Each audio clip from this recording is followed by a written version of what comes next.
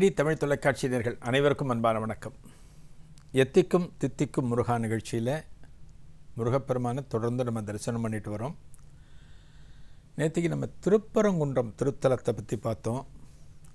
இந்த திருப்பரங்குன்றம் திருத்தலத்தில் முருகப்பெருமானுக்கு எத்தனை சிறப்பு அப்படிங்கிறதெல்லாம் நம்ம பார்த்துட்டு, அங்கே சிவபிரமன் எப்படி குடிகொண்டார், முருகப்பெருமானுக்கு தைப்பூசத்தன்னைக்கு காட்சி கொடுத்தார், இதெல்லாம் பார்த்தோம்.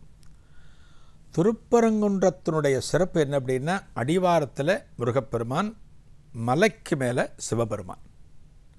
அடிவாரத்தில் முருகன், திருப்பரங்குன்றம் அப்படின்னா கீழே முருகன், மலைக்கு மேலே சிவபெருமான். இந்த மலைங்கிறது மொட்டை மலை. இதை தவிர இன்னொரு சிறப்பு என்ன அப்படின்னு சொன்னால், வேல் வழிபாடு.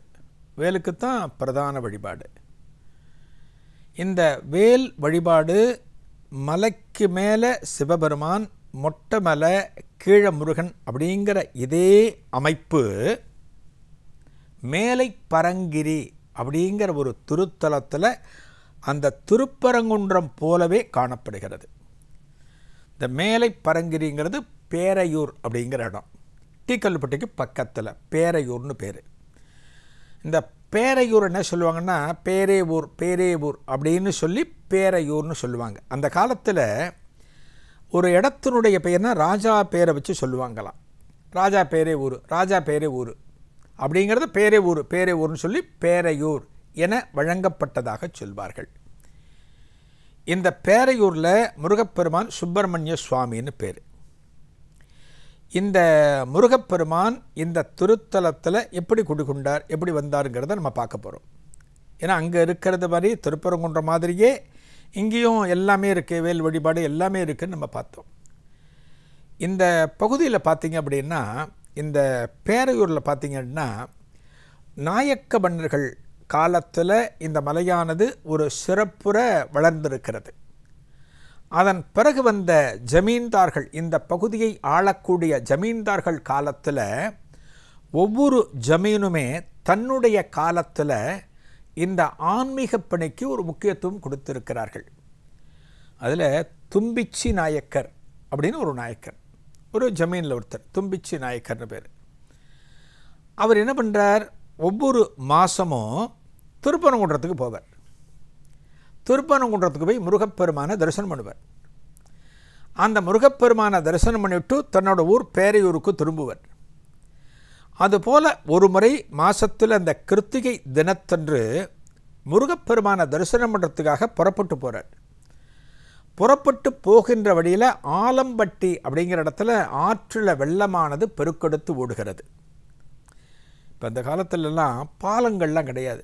இன்றைக்கி நம்ம பார்க்குறோம், எந்த ஒரு நதியாக இருந்தாலும், எத்தனை வெள்ளம் பெருக்கெடுத்து ஓடக்கூடிய இடமாக இருந்தாலும் சரி, இன்றைக்கி கடல் மேலேயே பாலம் போடுறோம். இன்றைக்கு காலம் மாறிவிட்டது. இன்றைக்கி அன்றைக்கி எங்கேயுமே பாலம் கிடையாது. ஒரு ஆறாக பரிசலில் தான் கடந்து போகணும். ஒரு பரிசல் எப்போ போகும், ஆற்றில் வெள்ளம் அதிகம் போகிறப்ப பரிசலில் பயணிக்க முடியாது. அந்த வெள்ளம் வடிந்த பிறகு தான் போகணும். அதுபோல் இந்த ஆலம்பட்டிங்கிற பகுதியில் ஆற்றில் வெள்ளம் பெருக்கெடுத்து ஓடுகிற போது இந்த தும்பிச்சி நாயக்கரால் கடந்து திருப்பரங்குன்றம் செல்ல முடியல, போக முடியல. அவர் என்ன பண்ணுறார், அங்கேயே காத்திருக்கார். முருகப்பெருமான பிரார்த்தனை பண்ணுறார். என்ன முருகா, உன்னை தரிசனம் பண்ண வரலான்னு வந்துட்டுருக்கேன், ஆற்றில் வெள்ளம் பெருக்கெடுத்து ஓடுகிறதே, இன்றைய தினத்தில் உன்னை தரிசனம் பண்ண முடியாதே அப்படின்னு வருந்தி வீட்டுக்கு வந்துடுறார், ஜமீனுக்கு வந்துடுறார். அன்றைய தினம் அவருக்கு கனவில் முருகப்பெருமான் சொல்கிறான், நீ இனிமேல் மாதம் மாதம் திருப்பரங்குன்றம் வராத, நீ இருக்கின்ற இடத்திலேயே எனக்காக ஒரு கோவிலை அமைத்துக்கொள் அப்படின்னு சொல்கிறாராம். முருகப்பெருமான் சொல்கிறார். அதன் பிறகு இந்த இடத்துல, இந்த பேரையூரில் அமைந்தது சுப்பிரமணிய சுவாமி கோவில் தான். அப்படியே திருப்பரங்குன்றம் போல இருக்கின்ற காரணத்தினால மேலை பரங்கிரி அப்படின்னு இதை சொல்கிறாங்க. எப்படி அங்கே இருக்கிற மாதிரியே வேலுக்கு வழிபாடு. இந்த தும்பிச்சி நாயக்கருக்கு முருகப்பெருமான் வேல் வடிவில் காட்சி கொடுக்கிறார். அதனால் ஒரு வேலை ஆலயத்தில் பிரதிஷ்டை பண்ணுறார், ஒரு வேலை பிரதிஷ்டை பண்ணுறார். முருகப்பெருமான் எப்படியெல்லாம் இந்த மன்னர்களுக்கு, ஜமீன்களுக்கு அருள் புரிந்திருக்கிறார் அப்படின்னா, அந்த அளவுக்கு அருள் கிடைச்சிருக்கு.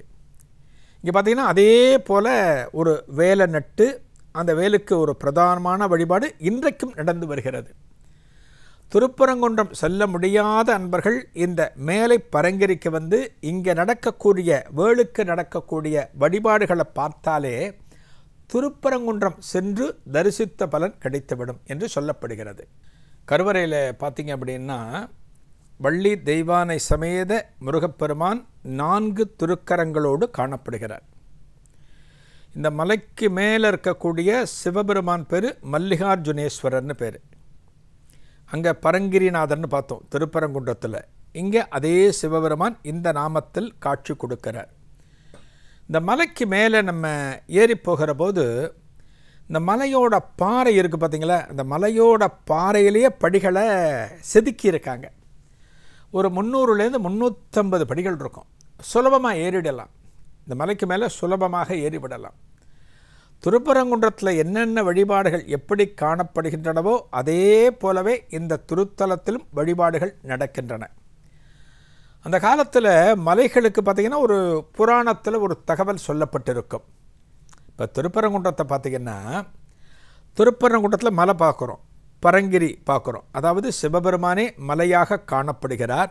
நீங்கள் எங்கிருந்து பார்த்தாலும் அந்த மலையை பார்த்திங்கன்னா சிவலிங்கம் போலவே காணப்படுமா.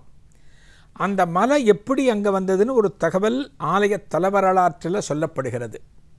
இந்த மலை எப்படி வந்ததுன்னா வாயு பகவானுக்கும் ஆதிசேஷனுக்கும் ஒரு முறை ஒரு போட்டி வந்ததுதான். இன்றைக்கி மனிதர்களுக்குள்ள போட்டி நம்ம பார்க்குறோம்.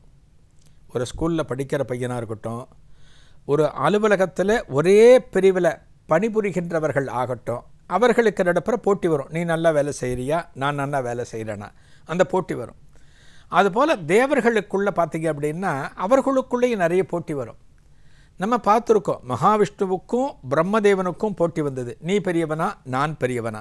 அதுதான் திருவண்ணாமலையில் அடிமுடி காண முடியாத அண்ணாமலை அப்படிங்கிற கதை நம்ம கேள்விப்பட்டிருக்கோம். இங்கே வாயு பகவானுக்கும் ஆதிசேஷனுக்கும் போட்டி நடக்கிறதா.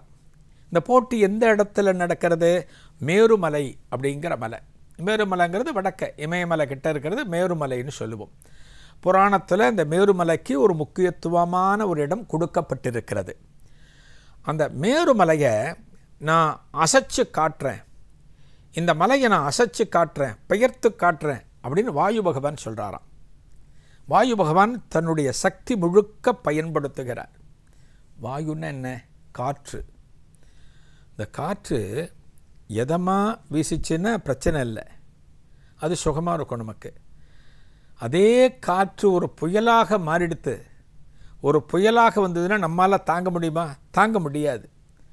அந்த புயல் காற்றில் நம்ம வெளியில் நடக்க முடியாது, சாலைக்கு செல்ல முடியாது.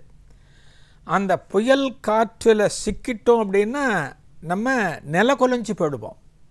இங்கே பார்த்திங்கன்னா என்ன பண்ணுறார் வாயு பகவான்?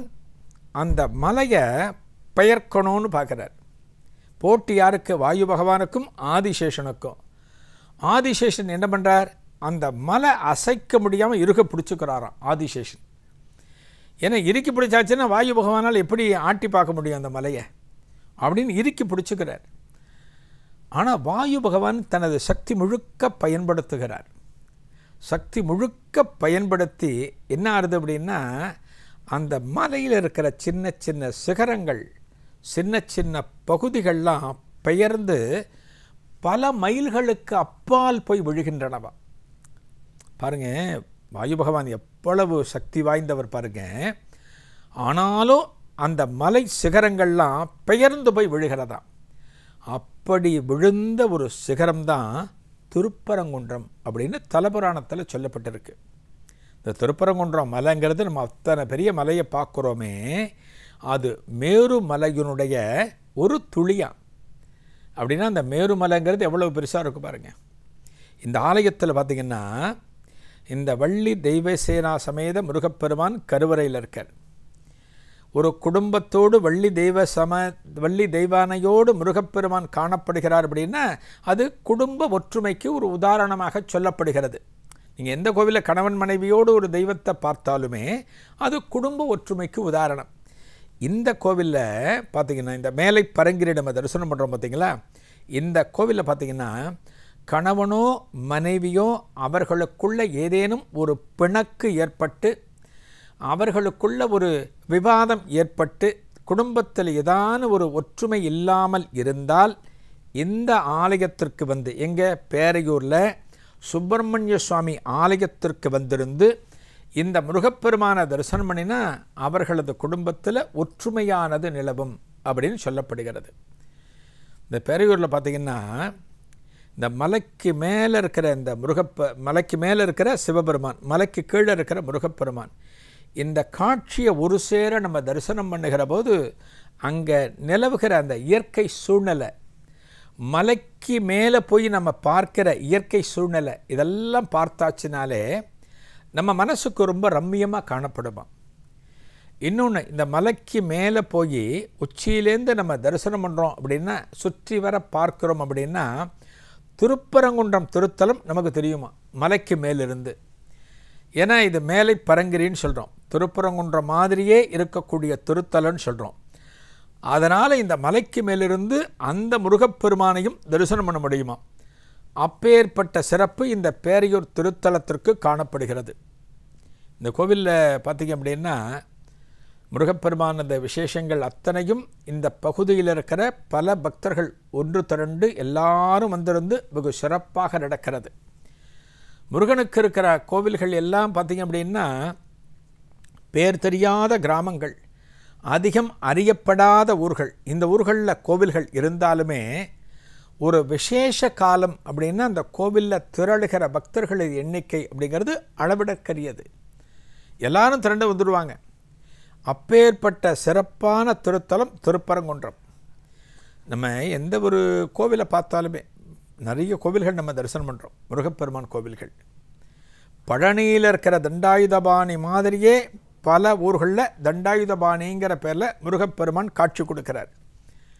பழனியில் எப்படி முருகப்பெருமான் காட்சி கொடுக்குறாரோ அதே போல் பல தலங்கள் இருக்காருன்னு நம்ம பார்த்துருக்கோம். அதே போலத்தான் இந்த திருப்பரங்குன்றம் அங்கே இருக்கிறது போலவே மேலை பரங்கிரி சுவாமி மலைன்னு ஒரு திருத்தலம் இருக்குது கும்பகோணத்துக்கு பக்கத்தில். டெல்லியில் பார்த்திங்கன்னா உத்தர சுவாமி மலை அப்படின்னு ஒரு திருத்தலம் இருக்குது. இந்த சுவாமிநாத சுவாமி மலையில் எப்படி காணப்படுவாரோ அதே போல் உத்தர சுவாமி மலையில் முருகப்பெருமான் காணப்படுகிறார். இப்போ சிதம்பரம் நடராஜ பெருமான் பார்க்குறோம். அதே போல் சதாராவுக்கு பக்கத்தில் உத்தர சிதம்பரம். இதுபோல் நீங்கள் பார்த்தீங்கன்னா பழனி பார்த்திங்கன்னா வடபழனி சென்னையில் ஒன்று இருக்குது, நடுபழனி அப்படின்னு அச்சரப்பாக்கத்துக்கு பக்கத்தில் ஒரு இடம் இருக்குது. ஒரு கோவிலை போலவே ஒரு ஆலயத்தில் அருளுகின்ற முருகப்பெருமானைப் போலவே பல திருத்தலங்கள்லையும் அந்த காலத்தில் முருகப்பெருமான் அருளியிருக்கிறான். தனது திருவிளையாடல்களை அந்தந்த திருத்தலத்திலும் நிகழ்த்தியிருக்கிறான். அதனால தான் இந்த கோவிலுக்கு போனாத்தான் இல்லை, அதே பேருள்ள இன்னொரு ஆலயத்திற்கு சென்றாலுமே அந்த முருகப்பெருமானதருள் நமக்கு பரிபூர்ணமாக கிடைக்கும். நாளைய எத்திக்கும் தித்திக்கும் முருகா நிகழ்ச்சியில் ஒரு புதிய அனுபவத்தை காணலாம். நன்றி, வணக்கம்.